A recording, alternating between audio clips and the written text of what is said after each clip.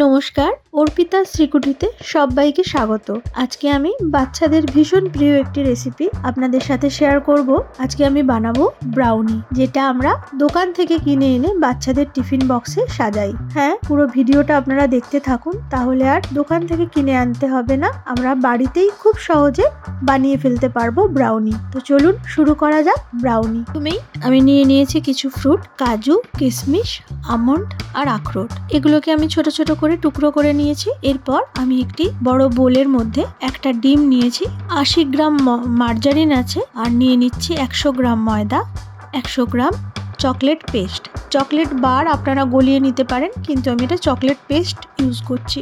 এইবার একসাথে এগুলোকে আমি খুব ভালো করে বিট করে নিচ্ছি, যেন একটুও না ময়দার দলা থাকে। খুব সুন্দর করে এটাকে বিট করে নিতে হবে।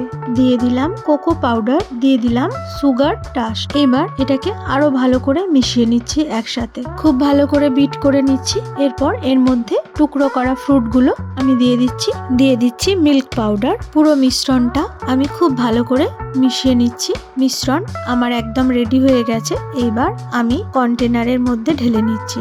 দেখুন ব্যাটারটা ঠিক এই রকম হবে। কন্টেনারের মধ্যে আমি ঢেলে নিলাম। এইবার ভালো করে ট্যাপ করে নিচ্ছি, যাতে ভেতরে কোনো লাম্পস না থাকে। ট্যাপ করা হয়ে গেছে। উপর থেকে আমি কিছু ফ্রুট ছড়িয়ে দিলাম। আমি এটা মাইক্রো ওভেনে বানাবো। মাইক্রো ওভেনে 180 ডিগ্রি টেম্পারেচারে আপনারা এটাকে বেক করবেন।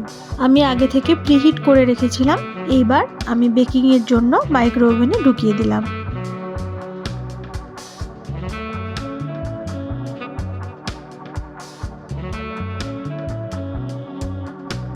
এটা আমার বেকিং হয়ে গেছে।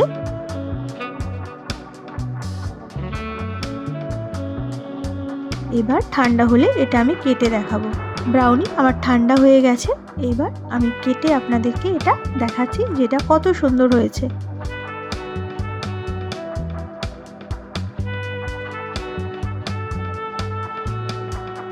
দেখুন এটা দারুণ হয়েছে।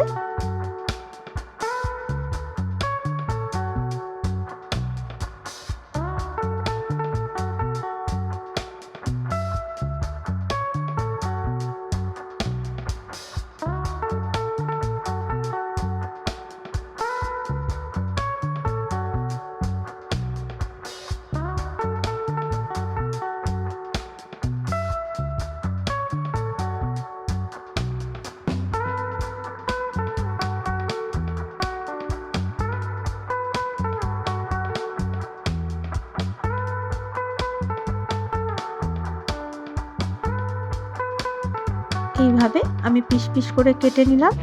দেখুন ব্রাউনি আমার একদম পারফেক্ট। ভিডিওটা যদি আপনাদের ভালো লাগে, আপনাদের মূল্যবান মতামত জানাবেন। পুরো ভিডিওটা সম্পূর্ণ দেখার জন্য আপনাদের অসংখ্য ধন্যবাদ। আমার চ্যানেলে যারা আমার নতুন বন্ধু, তারা চ্যানেলটিকে সাবস্ক্রাইব করে পাশে থাকা বেল আইকনটা প্রেস করে দেবেন। তাহলে আমার চ্যানেলের সমস্ত নোটিফিকেশান সবথেকে আগে আপনার কাছেই পৌঁছে যাবে। আজকের মতো নমস্কার। পরের দিন নিয়ে আসবো আরও খুব সুন্দর একটা রেসিপি।